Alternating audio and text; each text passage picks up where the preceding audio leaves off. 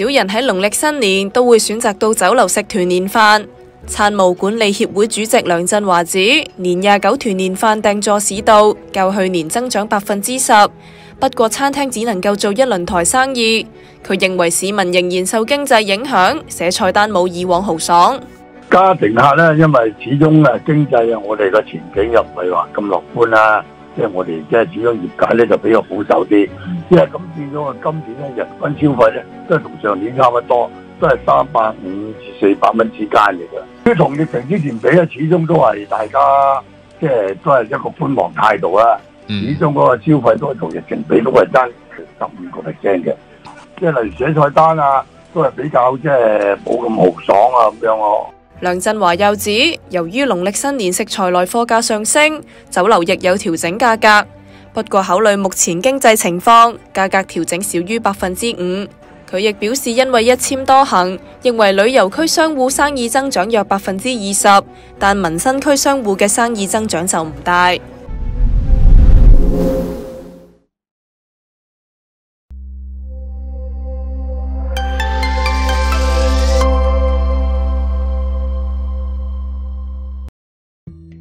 農曆新年假期尾聲，大部分私家診所仲未啟市，就係公立醫院急症室求診嘅高峰期。我哋嘅記者星期六下晝去到沙田威爾斯親王醫院視察，見到大概30個市民等候，大部分係長者，輪候時間平均超過2個鐘。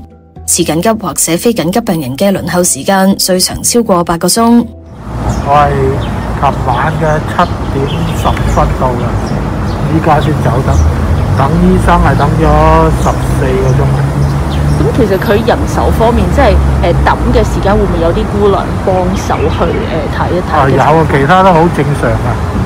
有病人依照預約喺星期六中午12點9去到醫院抽血，但就被告知抽血人員1點要收工，最終冇被安排抽血。